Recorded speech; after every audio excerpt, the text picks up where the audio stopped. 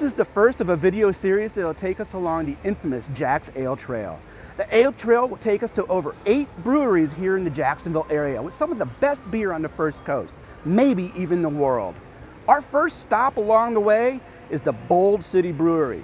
That's an appropriate place for us to start because they were the first craft brewery here in Jacksonville.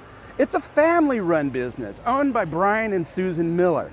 No relation to that macro brewery you may have heard of in the past. Let's see if their beer is as bold as their label. I feel like a kid walking into a candy store.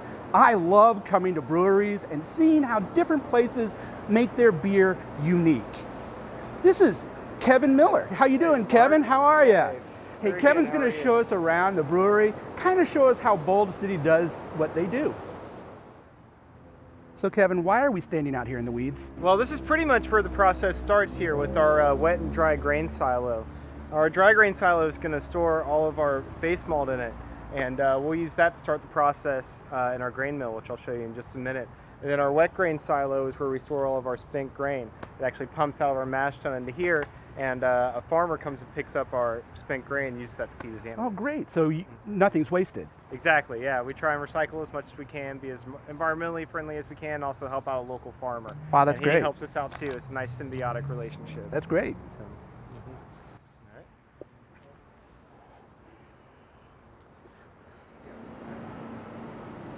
Mark, what we do is we'll feed our grain here into our grain mill. That's going to break the grain down, basically like a wood chipper, and feed it into our mash tun.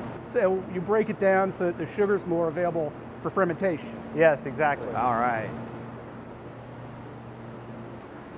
Kevin, what's this big thing we're standing up against? This is our mash tun. This is where we'll dump that grain in that we broke up in our grain mill and make what's called wort. It's basically, you know, the prototype, the start of a beer. And we'll boil that and make wort. We'll take everything we need out of the grain. We'll dump that grain, send it over to our wet grain silo, and our farmer comes and picks that up.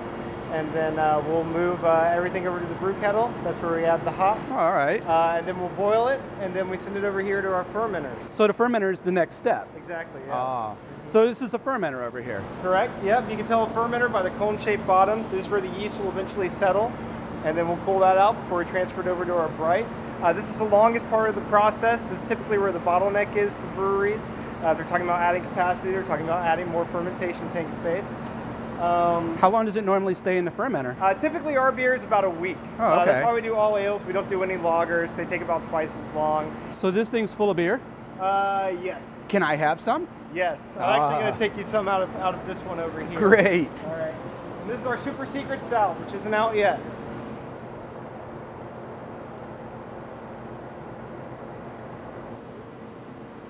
All right, so super secret stout, tell me about it.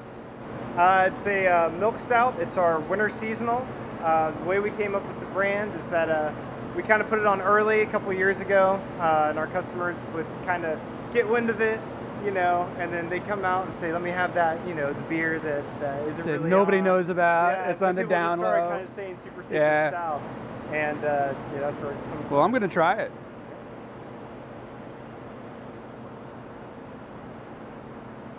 That's an excellent beer right there. Thank you very much. You can see since it's out of the fermenter, it's still a little bit yeasty. It doesn't have a head on it because it hasn't been carbonated in the bright tank yet. Awesome. What's next? All right, so Mark, these are our bright tanks. This is pretty much the end of the process. We'll can or keg our beer straight out of here. This is where it'll get carbonated, get that nice head to it. It takes about 2 or 3 days, and then it's pretty much done. Wow. So this is really the end of the line for the beer process. Yes. Awesome. Yeah, we'll send it straight out for our customers to enjoy. Wow. Would you like to try some of our finished product? I thought you'd never ask. All right. So we're sitting here with Susan Miller, co-founder of Bold City Brewing Company. How did you guys get started? Well, my son and I were both working at Blue Cross Blue Shield of Florida at the time, and he was home brewing, and I just worked at Blue Cross. I was a sweet wine drinker, no beer. I never even had a beer, didn't like it. I bet that's changed, hasn't it? Yeah, well, yes, it has changed. And so he sent me an email one day, and he says, Mom, let's open up a craft brewery. He said, we only need a few things. Well, we started talking about it, and the more we talked about it, the more serious it sounded like, you know, that we would be about it. So we had to talk to Brian's dad, my husband, to see if he could help us with the funds, because he's the money guy. And so what he did was he got a loan against our house here in the Avondale area, and that's what we started with, just a little bit of money compared to what people are spending on breweries today. So Brian and I did all the work, we did all the research. First craft brewery in Jacksonville since Jack's Beer many years ago. Anyway, we started out in February, went to the conference in April, started seriously working on the business plan, and then opened in October. Now we have Kevin back here. I think he's ready to pour some beer, so we can taste some of the beer, get a little bit of a feel of the kind of beers that you serve here. Sure. Kevin, you gonna pick us up? Try Killer Whale? That sounds great. All right, so Killer Whale, what type of a beer are we drinking here? It's a cream ale. All right. You'll remember maybe Genesee had a cream ale. Yes. And that's probably the most popular cream ale that there is out in the market. But so we brought that style back. It had been a while since anyone had brewed it.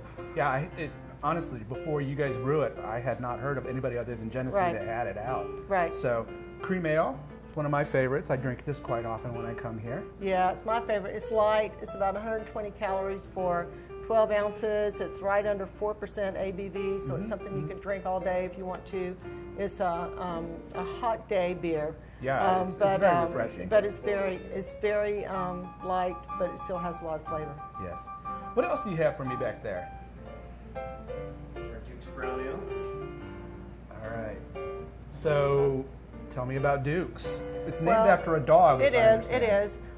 Duke was my son's boxer. He passed away of kidney disease in 2010. He used to come into the brewery. He would. I remember that. A lot of people remember Duke being here at night with us when we were open. So he was a great dog. Whenever he passed away, Times Union put an obituary in the paper. I mean, that's nice. Huge. It's a huge column. But anyway, he was a great dog. But this particular beer was named after Duke.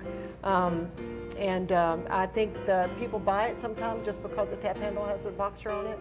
And other times it's a great brown ale. Tell us about what is a brown ale? Well, a brown ale has a little bit of the dark malt in it, which brings the color out. And you've got a lot of brown ales, Newcastle, and you have Smithwick's and things like that. This is more of a malty but sort of sessionable. They call it sessionable beers. It's drinkable, has a lot of flavor. It's not real sweet. Not real bitter. So I've noticed sort of a theme here. The styles that you have here don't necessarily conform with a lot of the styles that a lot of other breweries do. It's like I don't see a pale ale here. We do more drinkable beers, I guess you might say. And there's a lot of breweries out there that do the real hoppy stuff or real malty stuff or real dark stuff or barrel aged. And we can do some of that, but it's not what we, it's not our most prevalent brands are very drinkable. It's not your niche. It's not what you do. You do a more approachable beer. Right. And you have a lot of the breweries that do a great job of that and can provide that for Jacksonville. But yes, we do more drinkable, kind of sessionable. So not going to be too big over the top. Right. Well, you mentioned specialty beers a moment ago, and I understand you do have a specialty beer on tap right now. Yes. We have our pumpkin. And it's on nitro? Yes, it's on nitro. What does that mean? Well, it means that it's poured with nitrous, so it's going to be fluffier. It just changes the mouthfeel of the beer, more or less. It doesn't really change the beer itself. It just puffs it up. That's the way I call it anyway. That's not a technical term, but it enhances the flavors in the beer. And we've been playing with that. We had a lot of fun when we installed our nitrous taps because we do Killer Whale on nitrous, we do Dukes on nitrous, I've had we do Dukes. 1901. Yeah. And we did our Screamsicle on nitrous when we had that. So, but yeah, no, it's been a lot of fun. Well, I'm looking forward to tasting it. So here's the pumpkin ale on nitrous. I can already tell that it's got a much creamier head, the bubbles are much tighter, and when you look at the sides you see the cascading effect from the nitrous. And that's typical of a nitrous type beer. Right. Well, I'm going to take a taste of it right now. Definitely has a different mouthfeel to it. You don't get the harshness of carbonation like you do in a regular beer. It's smooth and it's creamy. The pumpkin spice really comes out because it's not fighting with carbonation like a lot of other beers would. So this is very nicely done. Just a lot of fun. It is a lot of fun to drink as well as I'm sure for you guys to make. Yeah. So, well, we talked about a lot here at your brewery, and we really appreciate that you let us look around and have a great time here today.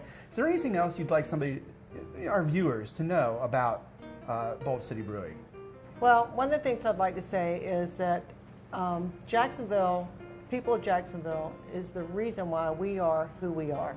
They've been so supportive from the very beginning, and just they're our marketing arm. They've sold our beer, and they've made us who we are today. Well, and for good cause. Yeah. Well, yes, I hope so. Well, Susan, thank you so much. It's been great talking with you again. Mark. I'm sure we'll talk again soon. Okay. Thank you very much. Thank you. Well, that's all we have for today. I want to thank Susan and Kevin for showing us around and talking to us today. The next time we get together, we're coming from the United Veterans Brewing Company, and I want to remind you, please drink responsibly. Bye-bye. Bye. We'll see you next time.